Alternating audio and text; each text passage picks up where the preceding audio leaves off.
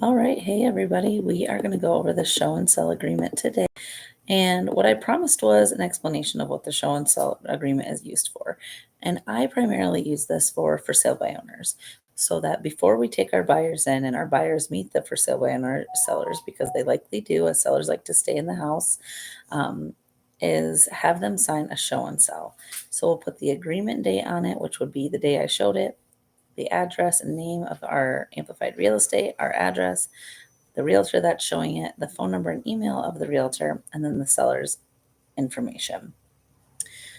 And this just is going to be an agreement regarding the property this one time, that if your buyer this one time likes their house, that they're willing to pay you commission. So you put the property description just as you would a purchase agreement, just so it's very clear what house is being shown and what the parcel number is.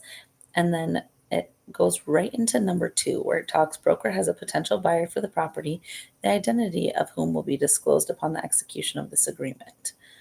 Then the seller appoints the broker as the seller's exclusive agent in this transaction with buyer. Broker is not representing buyer. So that's if the seller wants us to just show a buyer. Or seller acknowledges that broker will exclusively represent buyer in this transaction. Broker is not representing the seller. Or the seller acknowledges that broker is representing both seller and buyer as a dual agent in this transaction, if this is needed, right? So if they end up making the offer and they use this document before they make the offer, then you would pick which one of these so they know going into it who you represent and what you're able to do for them. Seller has reviewed and signed the disclosure regarding real estate agency form.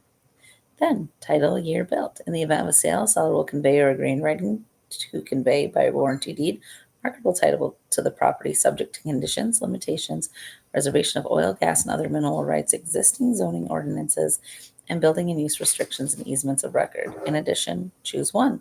The seller can represent and warrants that the property was built in 78 or later and that the federally mandated lead-based paint disclosure regulations do not apply, or represents and warrants the property was built before 78 and the federally mandated lead-based paint disclosure regulations do apply.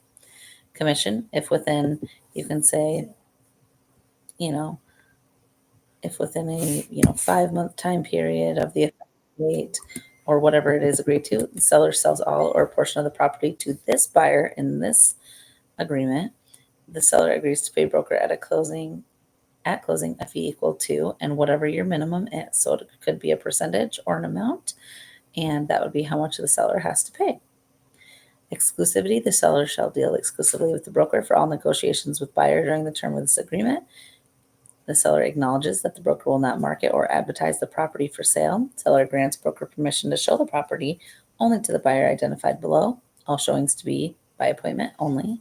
Seller shall indemnify and hold harmless broker and broker's agents from any and all liability for any reason as a result of injury to person or damage or loss to property arising out of showings of the property. Subsequent listings. Seller's commission obligation shall apply regardless of whether seller subsequently lists the property with another licensed agent. So if they list the property and then they sell it to your buyer anyway, this still applies. Seller is advised if seller later enters into a listing agreement to sell the property with another broker or any other party, seller must exclude buyer from said listing agreement. A failure to do so could result in seller being responsible for payment of 2 commissions. Discrimination. It is agreed by the broker and the seller that, as required by law, discrimination based on race, color, religion, sex, including sexual orientation and gender identity, national origin, familial status, disability, marital status, or age in respect of the sale of the property is prohibited. Local ordinances may offer protection against additional discrimination, so check your local ordinances. Number 9 is seller disclosure statement. The seller agrees to provide buyer with a seller's disclosure statement unless the transaction is exempt under Michigan law, which we also have an exemption form for. Seller agrees to release and hold harmless broker and its agents from any liability arising as a result of seller's failure to comply with seller disclosure obligations at law, which may include but not limited to reasonable attorney fees and costs. If the condition of the property changes, seller agrees to immediately update the statement. Number 10, electronic communication.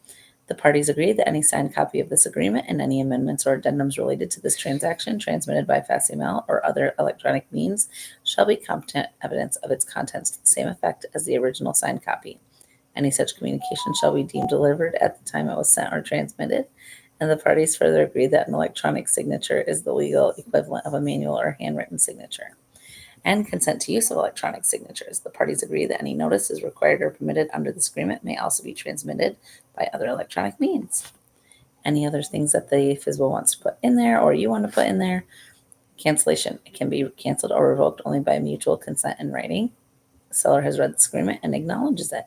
So then you'll put the seller's acceptance down here. And then broker and seller agree that the term buyer, as used in the above reference agreement, shall mean, you'll put the buyer's name and his or her or their spouse or other immediate family member and any entity in which he, she, or they have a controlling interest. And that was accepted by seller. So once you get this signature, then you'll disclose the buyer and then you'll have the seller sign again. So hopefully that was helpful for any of you that are using the show and sell, or maybe you haven't because you don't know how you use it. That's how you use it.